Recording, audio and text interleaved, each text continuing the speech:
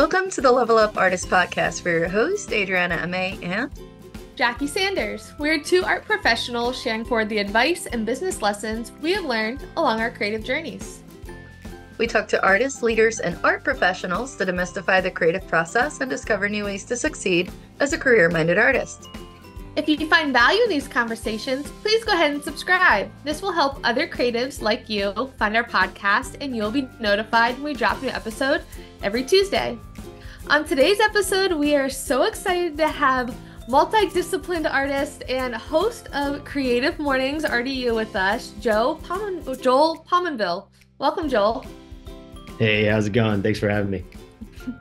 Of course, we are looking forward to discussing your robust creative journey, your involvement with Creative Mornings, the Raleigh edition, and how you balance the many creative hats that you wear. But before we dive in, we'd like to share a little bit more of your background with our listeners who may not yet be familiar with your work. So Joel is a self-proclaimed distracted creative professional. After studying architecture and business, he spent the first 8 years of his career working for the American Institute of Architects in Washington, D.C., New Orleans, and ultimately Raleigh, North Carolina. In 2024, he left his career in association management to pursue a career in food and hospitality. He is the kitchen manager at Patty Boy, Durham Food Hall's newest restaurant, and the owners of Centro, Gallo, Pelon, and Ex Vato. Since November 2022, Joel has served as the host of Creative Mornings RDU, the local chapter of a global monthly breakfast lecture series. Since its founding 12 years ago, Creative Mornings RDU has hosted 135 free open to the public events with nearly 150 speakers ranging from painters and singers to scientists and chefs. Joel is also an urban sketcher and founder of New Orleans Urban Sketches and Cam Raleigh Urban Sketchers, the Triangle Travel Monthly Meetup Group. And of There you course, go. that is a lot. And the formal intro to our listeners. But Joel, how would you describe, let's start with Creative Mornings. How would you describe Creative Mornings to someone who doesn't know what it is? Yeah. Creative Mornings, like that bio said, is the local chapter of a global community. It was founded, I think, somewhere around 15 years ago in New York and has sort of spread throughout the world. I think there's 238 chapters around the world. Pretty much any city of scale has or has had a Creative Mornings chapter. Basically, it's just a monthly gathering for and by the creative community to kind of come together, share ideas, get inspired, have a cup of coffee for those that partake, and I certainly do. But yeah, it's a way for the creative community to connect. I think my interest in it lie in the fact that it is a super broad stroke definition of what the creative community entails and who that includes. So yeah, it's basically a monthly breakfast lecture series, but it goes beyond that and just connects our community. Nice. Absolutely. And I've loved attending the Creative Mornings over the years. That was actually one of the first official local art events that I attended when I moved here in 2016. I was an intern at the Contemporary Art Museum Raleigh, and at the time they were doing all the hosting for the events. Yeah. And so it was such a cool kind of, as you mentioned, culmination of what it means to be a creative in the city, to where there was I believe the first one I went to was like a scientist of sorts interpreting a creative lens around the theme, to where it was like a scientist talking about arts in the city, but also that element of, okay, you have local businesses that are sponsoring the food, local coffee shops or brands that are providing the coffee, of just really focusing on, okay, how do these larger world ideas apply directly to the stores and people surrounding you, which is such an amazing concept. And I absolutely love that that's available around the world. But Specifically within Raleigh, Creative Mornings actually just received the Raleigh Medal of Arts. So congratulations on that. That is such a big accomplishment. And I'm curious, what does that award mean to you and the very intentional work that Creative Mornings has been doing over the past years? Yeah. So the Raleigh Medal of Arts, yeah, it's a huge honor to be host at this time and receiving this award. The Raleigh Medal of Arts basically seeks to award organizations and individuals who have contributed significantly to a culture of arts and creativity in Raleigh. Um, I think it came about by a number of folks sort of coming to us and saying, "Hey, look, it's kind of finally time that Creative Mornings applies for this award." Um, and way back when the Medal of Arts was started, it was large institutions would receive this award. NCMA, VA, Visual Arts Exchange, Arts Mhm. Council, they've all received these awards. And I think now it more so is an award that allows a spotlight to be put on maybe lesser known organizations that are still doing the work at a sort of a ground level. Um, but anyway, our submission really focused on the 12 years that we've had here in Raleigh, pretty much missing maybe a few months in the 12 years, one of which was March 2020 when obviously everything happened. We in that 12 years we've pretty much missed only maybe a handful of months, so we've been going strong. It's been a volunteer effort the entire time.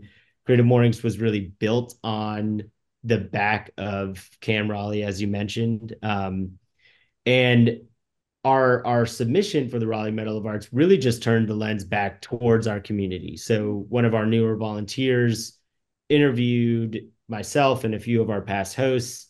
We got input from various community members, one of which Danny Rosen at Brand Fuel, who's been an attendee for a very long time. Um, and really, we just kind of turned the lens back on our community and said, "Hey, look, what do you think about Creative Mornings? And is this something that we feel is going to be compelling enough to receive this award?" And the feedback from our community was just inspiring. I mean, Nice. we're going to highlight it at our September event, and continuously over the next few months at our events. But people talking about finding a new job through Creative Mornings, being inspired to like get back into that creative activity that they've put off for years. We all know that struggle. Hmm. Um, Oh, yeah. and really just like broadening the sense. This is what matters the most to me, broadening the sense of who's allowed to be a creative and who can consider themselves a creative. um you know you mentioned seeing a scientist. One of the first speakers I invited as a host was the director of research at the Duke Leamer Center. And it was a fantastic talk. And Erin, after the talk, told me this was the first time she had ever put together a talk that was not specifically academic in nature. It was the first time that she was allowed to kind of look at her work through a more creative and open-ended lens. Um, and that's kind of the whole idea. So anyway, that was far more than answering your question. The Raleigh Medal of Arts is a huge honor. We're going to be celebrating it over the next few months. And yeah, I'm absolutely honored to be the host at this time. That is amazing. Well, okay, so the million-dollar question, so to speak, how did you get started with Creative Mornings and what drew you towards the organization? Like, were you meeting or did you go to existing meetings or how did it all start? Yeah. So I moved here after college. I moved to Raleigh for about 5 months. I was pursuing like a creative startup with a couple friends of mine, and I had just graduated from architecture school uh, at Clemson in South Carolina. Anyway, I don't know. I don't really even know who. I think probably my friend Jen told me to move here to Raleigh. So I did. my other friend Nick moved with me, and we just kind of like found our way around like the architecture space and the creative and art space. We were kind of just, you're 21 and like your time is, you can use it however you want. And we were just kind of doing everything in those few months. And Creative Mornings was one of those things that we tapped into. I remember specifically my first event was September of 2014. It was Sean Richards, who's an incredible artist, Yeah, now we know relocated him. in, yeah, now relocated to We New inter- Orleans. But yeah, yeah, Yeah, yeah, we've we that's actually did. good. Him and had his him on wife. the podcast. Him and his wife. Oh, very He's a cool, very curator. cool. Yeah, they're very Um, cool. Awesome couple. so he was the first talk. I think the theme was actually color, and I just what you like. I could feel Creative Mornings was so I moved around a lot when I was growing up, and so I've kind of just always like had a sense of like being able to sort of assimilate to a place, um and also with that comes like not really having like a hometown. But Creative Mornings, when I attended that event, I was like, oh my God, the creative community in Raleigh and Durham is like super tied in together. They are super tight knit. And they're like, everyone's just hanging out with everyone. This is the most creative place ever. And for sure, like the energy bled from that event. I then went on to move to Vermont and DC, New Orleans, and then ultimately back here. But this Creative Mornings was a large reason why I knew I would return to Raleigh, and when I returned to Raleigh, it would be for good. And yeah, so anyway, back in 2014, I attended. I was like, this is the greatest thing ever. When I lived in New Orleans, I thought about starting Creative Mornings, but I didn't really have capacity, and I'm glad I didn't at that time. But Creative Mornings was still like spinning in my head as something to be involved with. So when I moved back to Raleigh in March of 2020, um, best time to move to a new city. Uh, they had switched everything over to virtual, and I started attending those virtual events. And what I found was, even though we were all on Zoom all the time, and I was on Zoom all the time in my job at that time, um, they had an ability to keep their events very engaging, very creative through a Zoom platform. And it was just awesome. It was like the same kind of similar, very similar energy to the in-person events that they brought to their virtual events. Kudos to that team. Um, and so at some point they put out like they needed some volunteers, raised my hand, got involved, and kind of just did what I do when I volunteer and kind of step in wherever I can. Um, yeah, and I'm grateful. Yeah, I love that. I think especially in the arts community in general, we love our volunteers for everything. But that's amazing that that was something that really brought you back to the city and always kind of stayed in the back of your mind as that was a really cool experience. I don't know what that means for my future yet, but one of those like, let me remember that and be Oh yeah. open to possibilities in the future. And here you are now. So for people that are not familiar, though, that's obviously the kind of back end logistics of how you got involved. From a more global scale, I guess, how are the speakers selected for the city, or how are the themes selected? What's that process like? Yeah. So HQ is still the New York City chapter. So they not only function as a monthly event up in New York, but they also run the organization. Tina Roth Eisenberg is the founder, and there's a whole hired staff there to help manage Creative Mornings globally. Um, So somewhere in the middle of each year, they work with various chapters around the world for the following year to select a theme. So we get a list about midway through the year for themes for the following. And each theme is, I think this past month's theme was chosen by Charlottesville, for instance. So it's each theme is specifically coming from a city represented through Creative Mornings. Um, the themes are never repeated, or so far I don't think are repeated. So they're kind of broad terms, anywhere from reflection, depth, matriarchy was one. Some are, a bit more maybe pointed in certain directions or not, but we received these themes from HQ for the following year, and as a team, uh, just throughout the year, we meet monthly twice, as a volunteer team, and one of those meetups is strictly to talk about like big ideas. We look at the themes for months in advance, um, and we kind of just talk about the theme, talk about what is that pulling from us as a team of volunteers, what kind of direction is that pulling us in, and then we'll start sort of thinking about speakers that might be involved in a specific space. There are other speakers that, as host, are just names in the community that I know people want to hear from. And that's a little bit more of a different process. I'll kind of go to those people and say, hey, look, here's a few themes that come to mind when I think about you. Would you be interested in speaking? So it's kind of it's a community effort. There, some of the best speakers we've had. Obviously, like the folks that I know closely, I love, and they're incredible speakers too. But some of these speakers, Tiffany Griffin, recently in Durham, the founder of Bright Black Candles.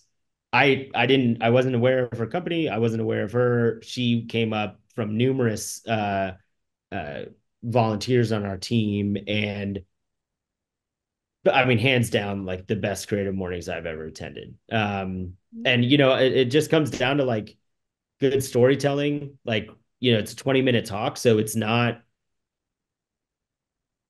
easy to trim down a story as a creative into like what's the point in 20 minutes. And she just did a phenomenal job. um yeah, so we kind of just like process the themes and think about what direction we want to go in, pull on people in the community that we know people want to hear from. Another last example of this was Jesse Williams, the founder of Edge of Urge, who was like, if anybody has ever followed Edge of Urge, they see like the creativity that flows out of that place, flows out of Jesse. Um, and in fact,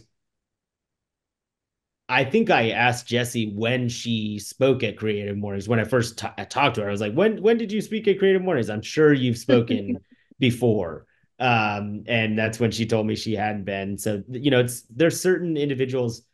The stock of creativity in this area is so incredible that it's kind of just like it's hard to imagine even barely tapping into it. But once a month, we try our best.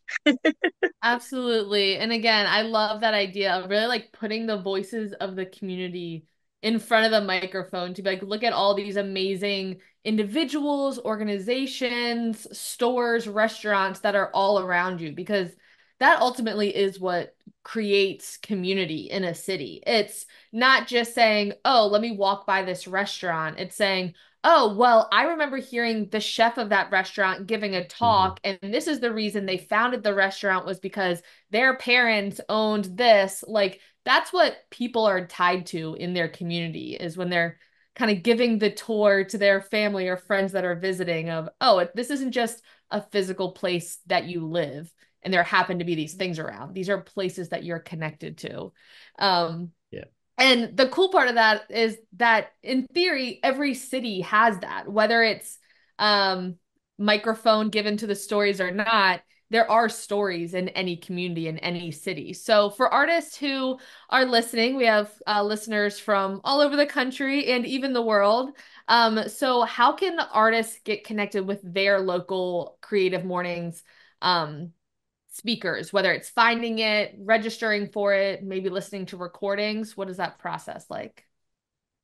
Yeah. So you can go to creativemornings.com. Creativemornings.com is basically the top of the page, is a little drop down of cities that are, if you've got location sharing on, it's going to pull up the cities that are closest to you. But anyway, there's a drop down of all the cities around the world that you can go and visit their chapters page.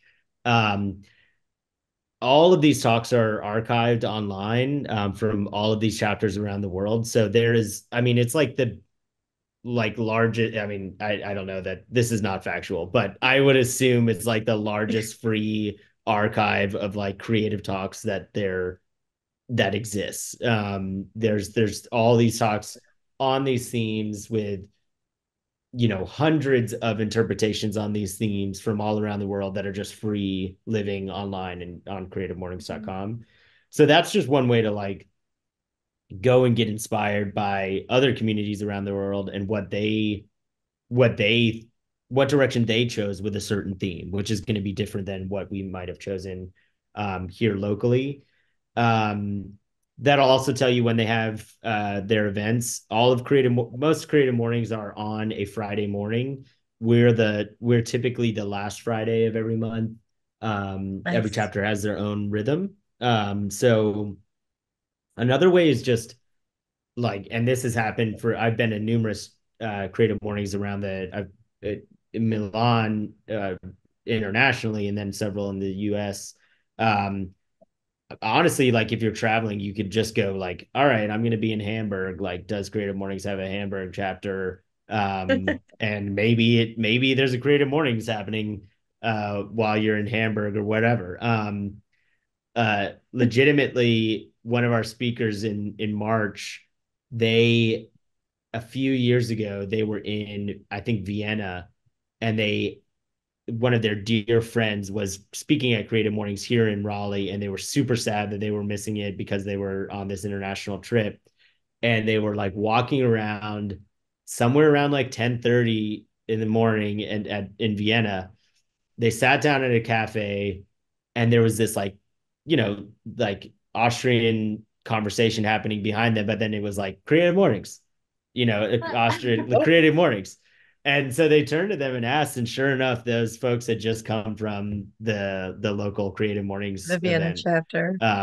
Yeah, so it's cool. I mean, uh it's cool to actually understand the reality of being a part of a global organization, even if that sometimes it's like, okay, well, this is what we're doing locally. It's nice to really know that it is as global as it is. I love that.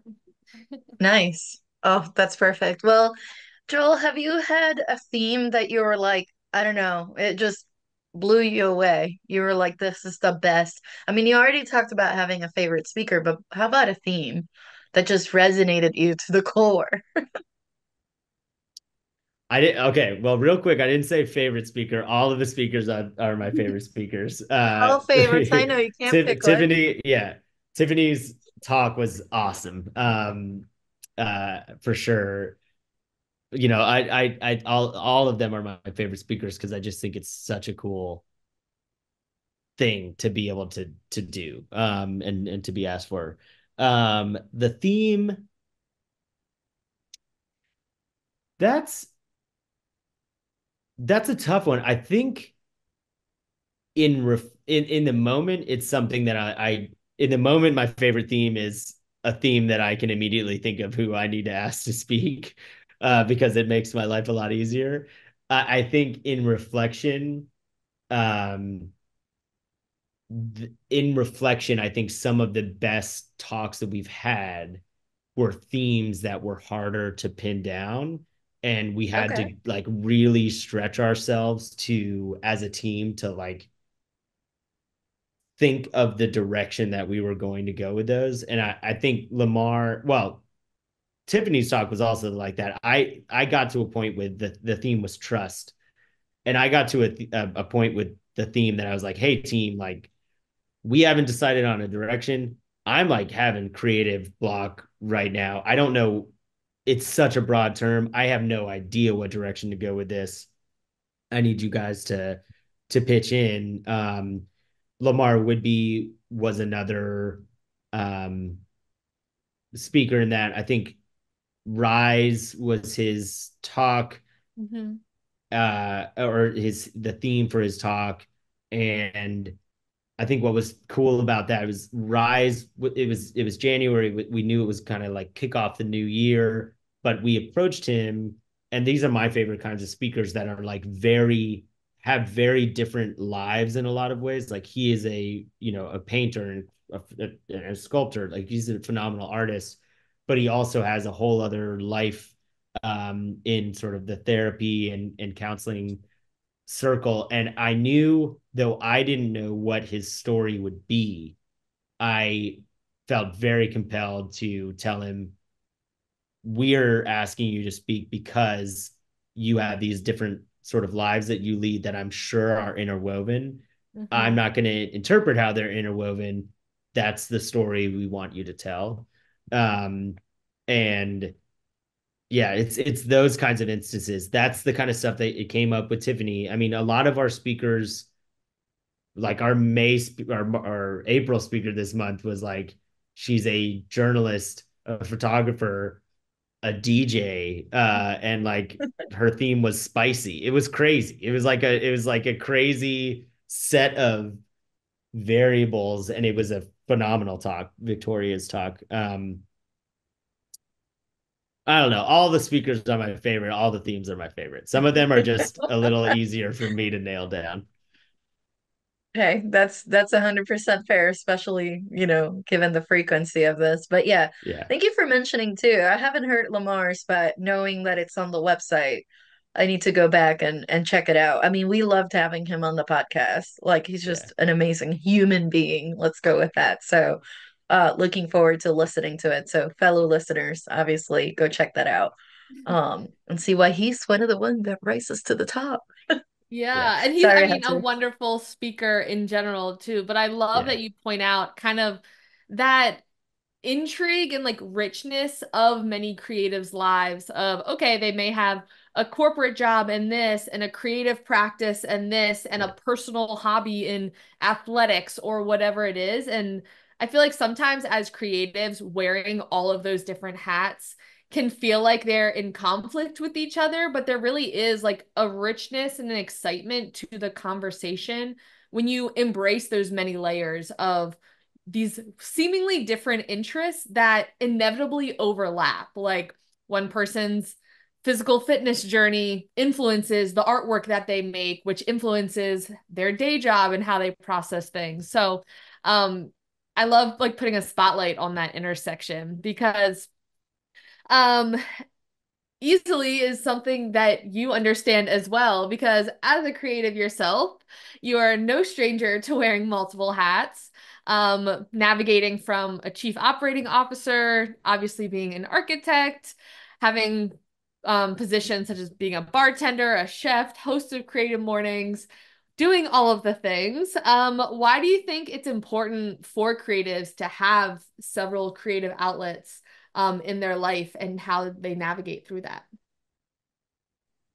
Yeah. I mean, I think a more liberal arts education would teach you the same thing, but like the more exposure you have to various sort of facets of the world, facets of your community, the more rich, ideally, your work and your efforts are going to be. I mean, as was said in my bio, a distracted professional is probably uh, a good way to put it. I have like in real life ADD pretty severe. In my career, I think um, I think that it's always just important to be doing things that you're passionate about. And sometimes that doesn't mean your work. Like sometimes work is just work and that is fine. But it's important for you to be finding time in the creative outlets that do bring you joy, that do excite you. Um, my background was in architecture and business. I kind of over time have always had different pictures of what that would look like. And I kind of fell into the association management space and kind of just kept going for 8 years. And there was definitely a time where I knew it's not what I wanted to do. And I needed to like force myself to leave that role, in order to move on to something else. Um, So I mean, as far as the value of having multiple outlets, I mean, I just think it makes your efforts more whole and authentic. I think um it allows you to navigate a community with a different sense of like empathy and intrigue as well. You know, like I am I do I watercolor kind of like I don't really I do like architectural renderings really with pen in an urban sketching format, but like if I were only solely obsessed with watercolor and that sort of visual arts, like I would be missing out on things like, you know, are we allowed to cuss on this? Okay, it's in the name. Yeah. It's in the name. I would you would miss out on things like fuck up nights, which is like another like local speaking event. Yes. Yeah, Um, amazing speaking event. It's so fun. Right. And you would miss out on things that, and this is what Creative Mornings harkens back to, like that sometimes just don't directly relate to what you think of as you, but there's a lot of opportunity and inspiration in those things that sometimes we forget about because we become very hyper focused on like who we are at that specific time. Um, Hmm. and I when I lived in New Orleans, I really spent majority of my time only thinking about the architecture community, and there were a number of things that I don't regret, but I know that I missed out on being more involved with because they weren't directly related to my career at that time. So yeah, always a big proponent of doing multiple things. I've made some pretty drastic career moves in the last year, which some people, I mean, it looks kind of crazy on paper, but um yeah, I'm having a hell of a time, and I'm I'm happier than ever in this new career change, and I just feel more like broadly connected than Hmm. I have ever, because I'm not just solely thinking of myself as that one person. The Hmm. last Hmm. anecdote to this, or last note about this, is um I had like a pretty like career on paper, like a career reset. I was like, I'm gonna go work in kitchens and I'll start at the bottom and just do that. Like I was just like I went from chief operating officer to like a prep cook. Um and that on paper is like wild, but Whiplash. right. And like that, I think most people were like, wow, that's courageous, etc. But I think what was very clear to me, and I think people might forget sometimes, is like, even though I'm just a prep cook and moving into a new space, I'm still taking the last like 8 years of experience and Oh knowledge yeah. and engagement with everything else that I've done with me. You don't just like, when you make a career change, you don't just like start brand new at like 16 years old and like eyes blind to the world. Like, um, and so like it was courageous. It took a lot of like planning and conversations with my like wife about what it was going to mean for finances, etc., all the like nuts and bolts behind it. But from a more personal level, like, we grow as people, and the more involved you are in multiple things and in other creative outlets, like you bring a more whole self to everything that Hmm. you get involved with. So Oh yeah. there's It that. definitely gives you a more holistic view on what creativity means. Yeah, no, coming Yeah. from investment finance to art, I Oh yeah. completely understand. For some people, you're like you just dove off the side of the cliff with no parachute. I mean, there Yeah. is a tiny parachute, aka, Yes. our family supporting us and helping us out during the transition, but it can give people a whiplash when they see the change on paper. Oh yeah. Yeah, no, but worth it, honestly. Life's too short to just be like, well, I already spent 12 years in this career. I can't turn back now. Yeah, you can. As long as you're breathing, you can still pivot as needed. So I love that. I love that. And that idea of like, having, if you were an octopus, having tentacles and different creative outlets just makes you I don't know, a more complete person. So I love that. Now, for those folks, I'm glad you mentioned the finances because obviously that can be a little challenging in any creative endeavor. Do you have any advice for creatives who are juggling multiple income streams, creative or otherwise, who are trying to balance it all? Yeah. I mean, I think there's times where you just like you need to have a job to get some money coming in. There in this year I've had up to 3 jobs at once. And like I don't know, it's not the end of the world. Um, I think you kind of just need to think of like what is your comfort level, like what are your like financial needs. Money is what it is. Like um there's a lot of things that like, oh, it isn't all about money. Like you just need to decide like, all right, what money do I need to have to survive, and how do I need to make sure that that is going to come in at some point, and then where am I going to spend and dedicate my time outside of that. And I've been thinking about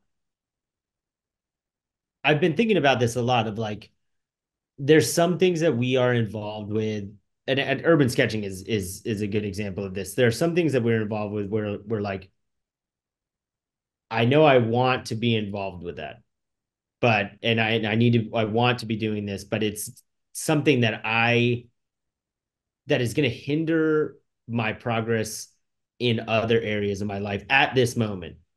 And it's you have to like will yourself away from those things temporarily. And I Mhm. think, for me, like Creative Mornings, I mean, for urban sketching, I just like was once I stepped in the industry, this service industry, I like knew I would not be able to physically go and meet up with that community anymore. Um, and at first I was like, cool, I can still like organize and tell people where to meet and stuff. But I was like, well, it's not meaningful to me or to them for them to have known me as someone that was organizing them in places and to see me and then still to like receive notifications from me, but never to like see me again. Mm-hmm. And Mhm. so I kind of just like had to will myself away from that. And on the other side of it, like the shock of going from a 9 to 5 to this industry like really drew me away from my computer and really drew me away from like the things that I relied on to like, I had time to spend during the day on like organizing creative mornings and stuff. And there was a time I was started being host in fall of 2022. There was a time last fall that I was like, I don't know that I can keep doing creative mornings host. Like it is a significant amount of time. It is fully unpaid. Is this Do I need this? And if so, like how do I need to rearrange my life to make this happen? And so sometimes you got to will yourself away from things that feel right or like are like, I should be doing that. And you have to like really will yourself into something that is the right thing to do. Um, and you just kind of had to like make those hard decisions by yourself. There's no one that's gonna tell you the right thing to do.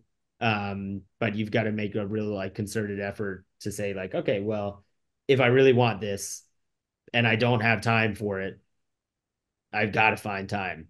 So what else do I need to kind of cut? Absolutely. I think that's a great lesson to learn, but very hard one. So I appreciate you bringing that up because oftentimes there are many commitments that we want. Like we wish we could do everything, but acknowledging and understanding that during this season of life, I am not going to be able to give my all to this organization or to this creative project or that. If I really want to prioritize it, what needs to change and how can I work through that? Or say, you know what, for the next 6 months, 3 years, 5 years, whatever, this is going to have to take the back burner because this other thing is taking top priority. So I appreciate you bringing that to the conversation because that is a very hard lesson for creatives, especially when we have so many ideas and want to do everything and want to be involved in every local organization, but also need to get paid for some things that we're doing. It can be Mhm. overwhelming at times. So it's a great lesson for our listeners to take away. But real quick, next we're going to talk about how you define success. But first, we're going to take a quick word from our sponsors. This episode is brought to you by our Level Up Artist courses. We understand that life as a modern artist can be both exciting and overwhelming. Plus, there's a lot of information out there. So, what do visual artists actually need? We've spent countless hours of trial and error, weeding through tons of information to find the gold, so you don't have to waste your time going down those endless rabbit holes. In addition to weekly calls, we have created video course modules to cover everything from artist documents to exhibition prep, social media to technology, sales strategies, artist mindset, PDF resources, templates, and so much more. Ready to get started? Head on over to levelupartists.com to learn more, get immediate access, and level up your career today. Welcome back, everybody. So, a question that we love to ask all of our guests, Joel, how do you define success as a creative? Yeah, I think success for me is defined by knowing that I am participating in my community. And I think at times, like as we've discussed, your community shifts based on your priorities at that time, whatever. Um, I think everybody kind of defines their own sphere, their own community. And I think for me, success is just, am I having an impact? Am I engaging with that community or am I not? Um, you know, Marissa, my wife, and I, uh, we also created this like Mardi Gras event, um, to just kind of bring some of that spirit from New Orleans to Raleigh. We've done it 2 years in a row now, and that for me is like success. It's like it doesn't even matter how many people show up to that thing. That's us being involved and being engaged with our community, that community being Raleigh.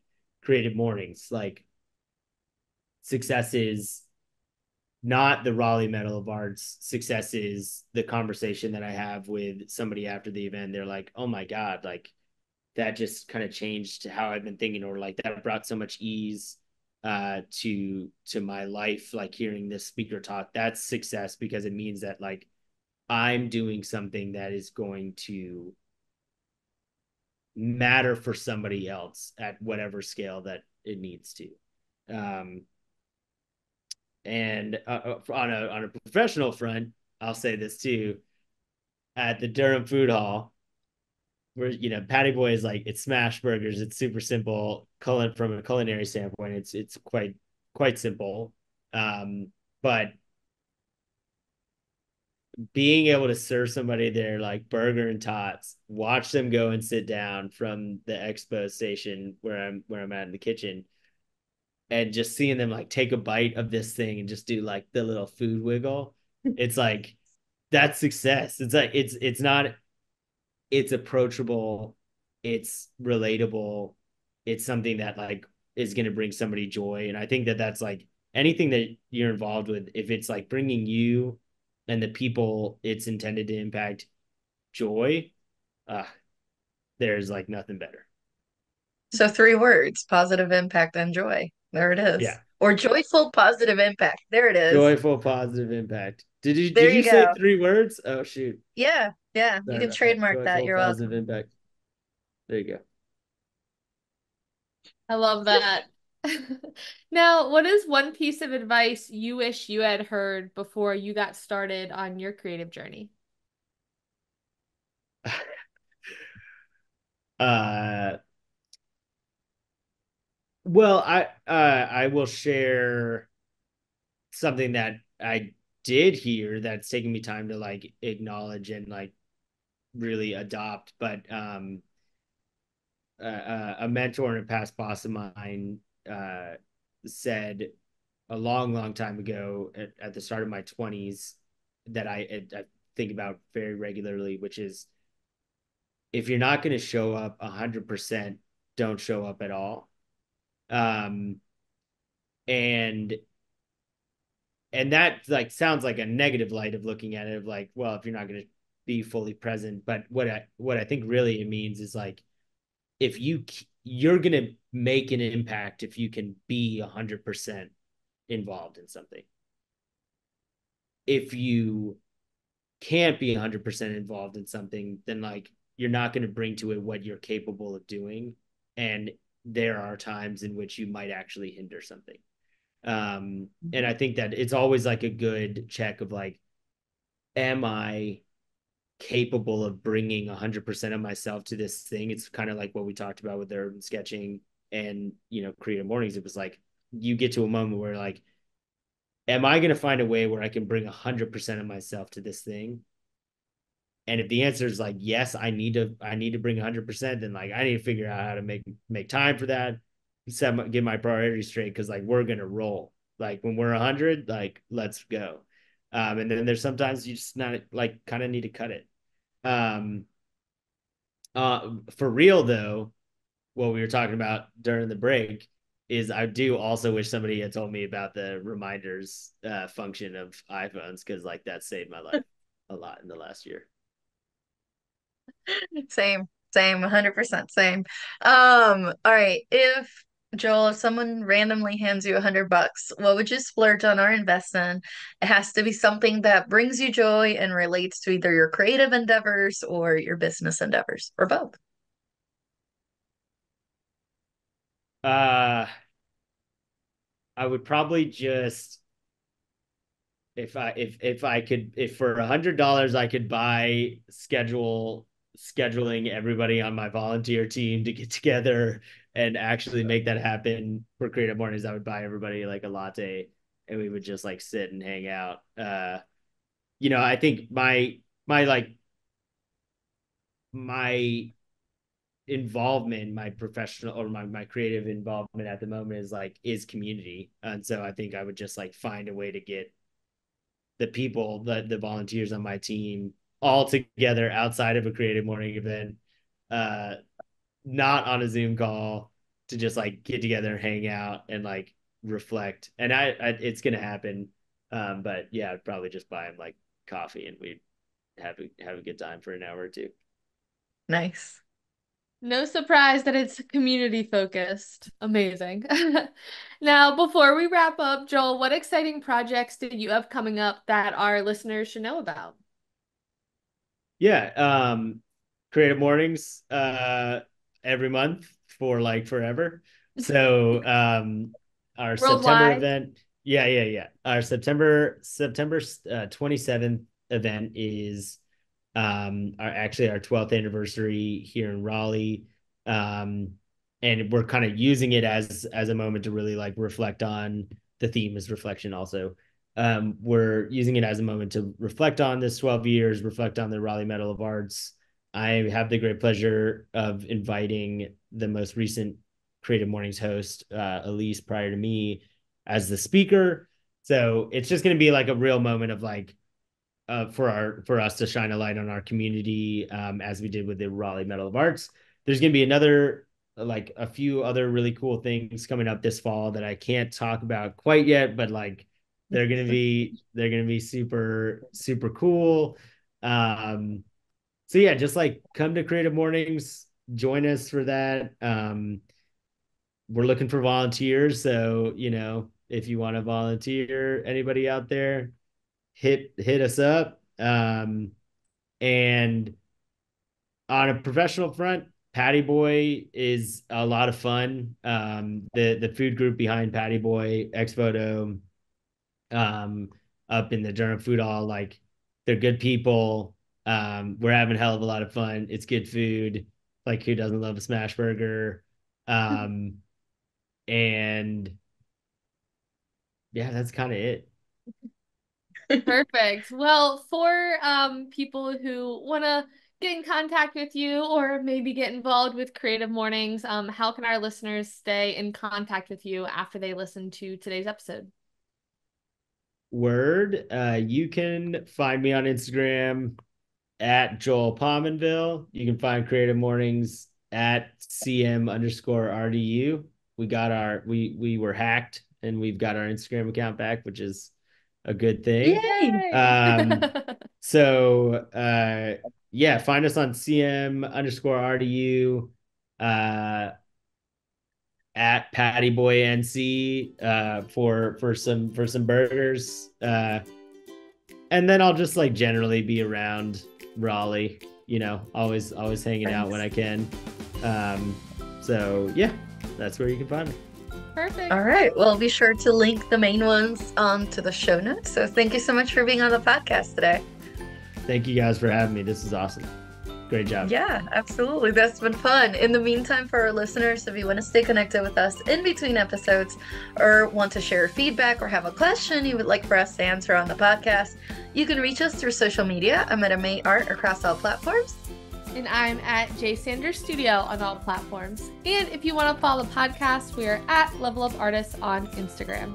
Thank you so much for listening. We'll talk to you next week.